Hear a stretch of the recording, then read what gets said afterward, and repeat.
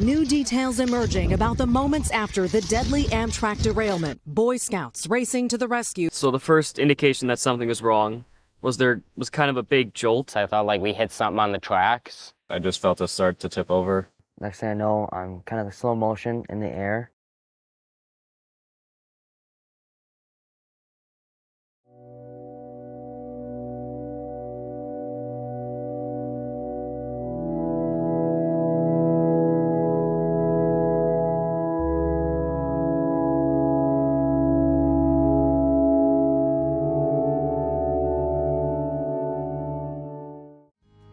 So, my Philmont journey was very enjoyable.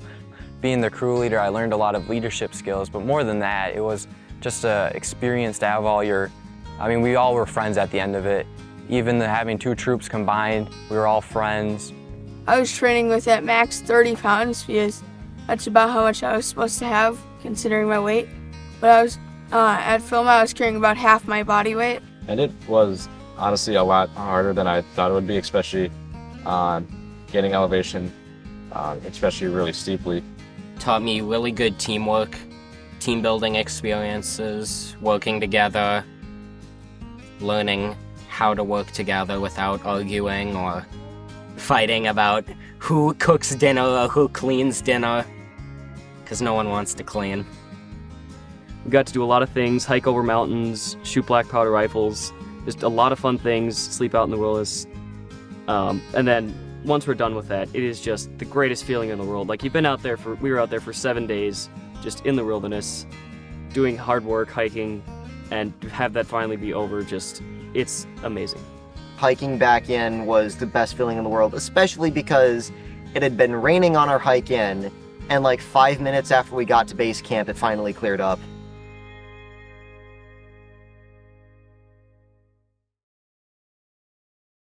Breaking news tonight. You're taking a look at aerial video of an Amtrak train derailment near Minden, Missouri. Officials say there were 3 fatalities and more than a dozen injuries. Someone had opened up the emergency exits on the top of the train, so we started climbing up the seats, which are now on the side.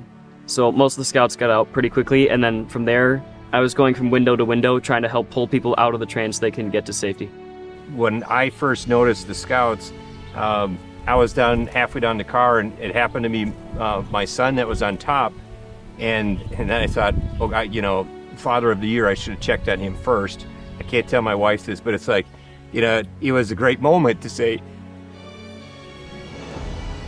see him and say, "Are you okay?"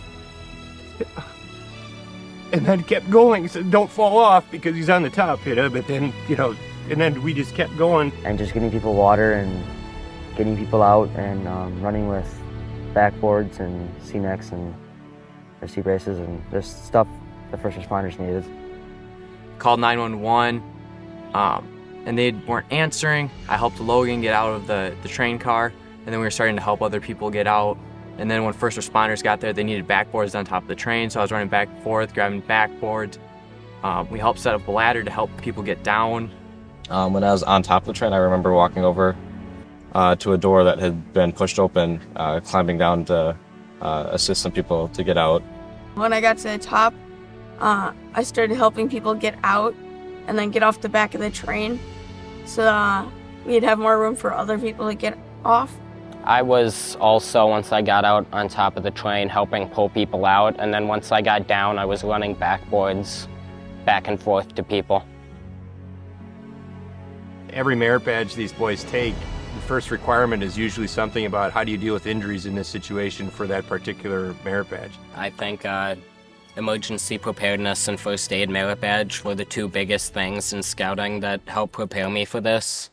Because I knew how to administer first aid, I knew how to keep a level head in these situations and try and keep everyone around me level-headed so everyone's not panicking. During the Philmont trek, they had to actually gel with each other and learn to work as a team, even though they weren't familiar with each other, learn each other's strengths and weaknesses. Throughout all of the years that I've had in scouting, I realized that whenever something like this happens, you need to be very quick to step into action.